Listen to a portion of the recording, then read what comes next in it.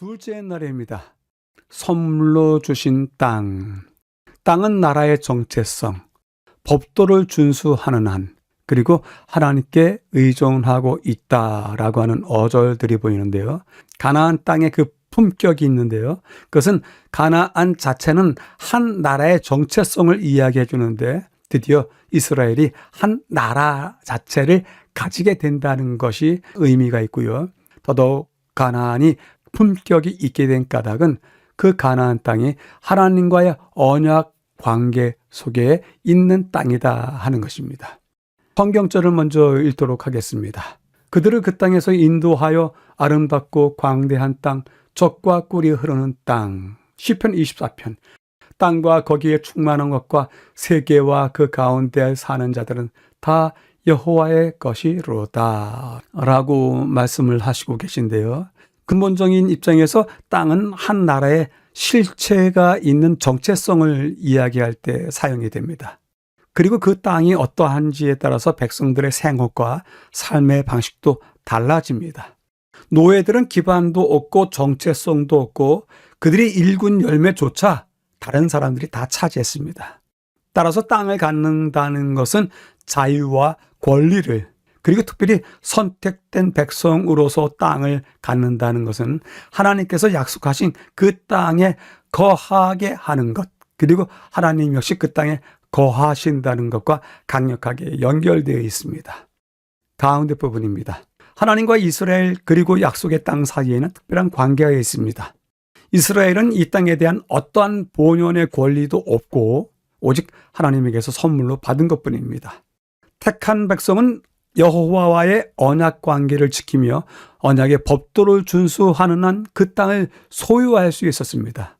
바꿔서 말한다면 그들은 하나님의 은총 없이는 땅과 그에 따른 축복을 가질 수 없었습니다. 동시에 그 땅에서의 삶은 그들에게 하나님은 신실하고 언약을 지키시는 분이시고 신뢰할 수 있는 분이라는 것을 항상 생각하게 해주었습니다. 그들 존재의 근원이고 반석이 되신 하나님께서 이끌어 주시지 않는다면 그 땅도 이스라엘도 존재하지 않았을 것입니다. 마지막 부분에서는요, 이스라엘 백성들은 애굽에서 나일강과 관계시설, 고된 노동을 통해서 생존에 필요한 식물을 얻을 수 있었습니다. 그러나 가나안은 그것과 달랐습니다. 그들이 풍성한 수확을 거둘 수 있었던 유일한 방법은 날씨를 주관하시는 오직 하나님 때문이었습니다. 따라서 그 땅은 백성들에게 끊임없이 하나님께 의존하고 있다는 것을 상기시켜 주었습니다. 이스라엘이 여호와에게서부터 그 땅을 선물로 받았다 하더라도 궁극적인 의미에서 그 땅의 주인은 여전히 하나님이셨습니다. 온 땅의 참된 주인이신 여호와께서 그 땅을 이스라엘에게 주시거나 거두실 권리가 있었습니다. 하나님께서 그 땅의 주인이시라고 말한다면 이스라엘 백성과 나아가 모든 인간은 이방인과 거류민 혹은 현대적 표현으로서 말하면 그분의 땅, 지구에 장기 체류하는 손님에 불과한 셈입니다. 교훈은 다음과 같이 이야기합니다. 오늘날 세상에 있는 당신의 기회를 통하여 마침내 성취하실 것이다. 주께서는 이 땅에서 당신의 사업을 자신들의 것으로 삼는 참된 대표자들을 갖지 않으신 적이 한 번도 없으셨다 말씀을 하십니다. 둘째 날을 요약해 보겠습니다. 선물로 주신 땅. 선물로 받은 땅이 우리의 삶에 주는 교훈이 있다라는 것을 이야기했는데요. 가나안 그 땅은 선택된 백성과 연결되어 있다. 그런데 그 땅은 언약 준수로 인해서 소유할 수 있는 것이다. 그리고 또한 소유할 경우에 언약을 신실하게 드러내시는 분 하나님에 대해서 늘 생각하도록 하는 역할을 할 것이다. 마지막으로요, 그 땅에서의 수확, 그것은 하나님을 의존해야 한다는 것을 늘 상기시켜 준다라고 요약을 해옵니다. 질문해 보겠습니다. 여전히 하나님께서 주인이시다라고 느낄 수 있는 경험이 어떤 경험 속에서 느껴지던가요? 한 번씩들 말씀해 보시게 되길 바랍니다. 둘째 날도 보충해 보겠습니다. 지금 이곳은 요르단에서 가나안 땅을 바라보는, 그래서 가운데는 요단강이 흐르고 저쪽 너머에 여리고와 예루살렘이 확인되는 그러한 위치에서 가나안 땅을 바라보는 것입니다. 어떻습니까? 황량합니다. 사막입니다. 그리고 나무가 우거진 산은 보이지도 않습니다.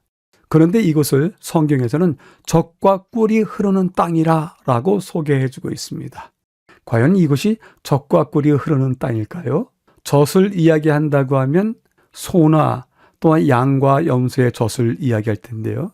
과연 그것이 흐르는 땅일지, 꿀이 과연 이렇게 메마른 땅에서 넘쳐 흐를지가 의문입니다. 근데 성경이 스스로 대답하고 있습니다. 신명기서 11장이요. 곧 젖과 꿀이 흐르는 땅에서 10절 차지하려는 땅은 내가 나온 애굽 땅과 같이 아니하니 거기에서는 너희가 파종한 후에 발로 물대기를 채소밭에 댐과 같이 하였거니와 너희가 건너가서 차지할 땅은 산과 골짜기가 있어서 하늘에서 내리는 비를 흡수하는 땅이요. 신명기서 11장은 매우 비관적인 전망을 내놓습니다.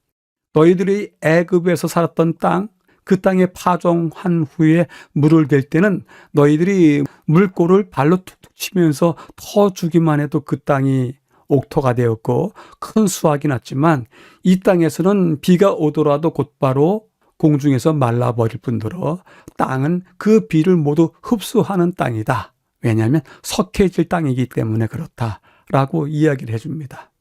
땅에 대한 이야기가 상당히 비관적입니다. 지리적인 상황에서 해안지대, 내륙 산악지대, 요단 계곡지대로 이루어진 가나안 땅은 아주 척박한 땅입니다. 개간을 하더라도 오랫동안 개간을 해야만이 조그만 땅을 얻을 수 있는 그러한 땅입니다.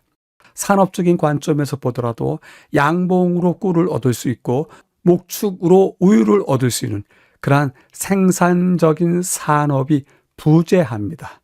그런 산업이 있을 수가 없는 더운 땅, 메마른 땅입니다. 그런데도 그러한 땅을 여전히 젖과 꿀이 흐르는 땅으로 성경은 이야기하고 그 내용을 바꾸지 않습니다. 왜 그럴까요? 그 대답 또한 성경 말씀이 하고 있는데요. 살펴보도록 하겠습니다. 언덕에 줄이 쭉쭉 가 있죠? 이것이 무슨 줄일까요?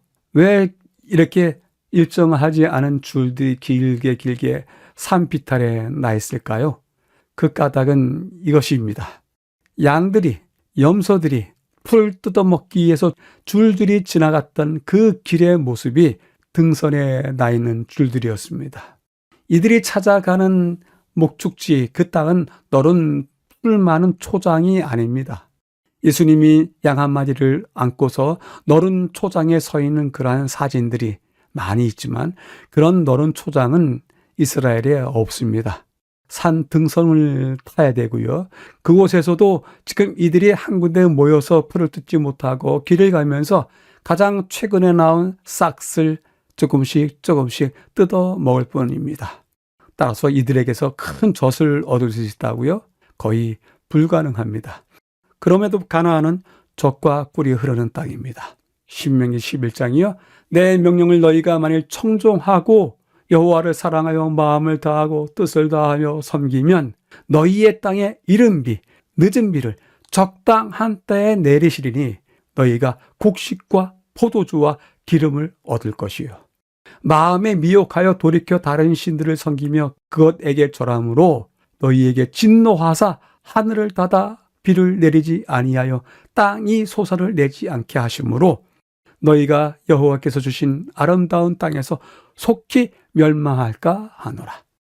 가나안을 젖과 꿀이 흐르는 땅으로 이야기하는 두 가지 이유가 있는데요. 첫 번째는 상대적인 평가입니다. 주변 국가들의 대부분은 황무지이고 사막지대이고 광야입니다. 그런 입장에서 그래도 가나안 땅은 얻을 것이 있기는 합니다. 또한 애굽에서의 노예 생활과 비교한다면 가나안 땅에서는 자유인입니다. 그런 입장에서 가나안은 젖과 꿀이 흐릅니다. 두 번째 이유는 가나안 땅은 하나님의 약속과 축복이 허락된 땅입니다. 약속하신 특별한 선물들이 이 가나안 땅에 이미 준비되어 있는 것입니다. 때문에 가나안 땅은 젖과 꿀이 흐르는 땅으로서 여전히 이야기할 수 있습니다.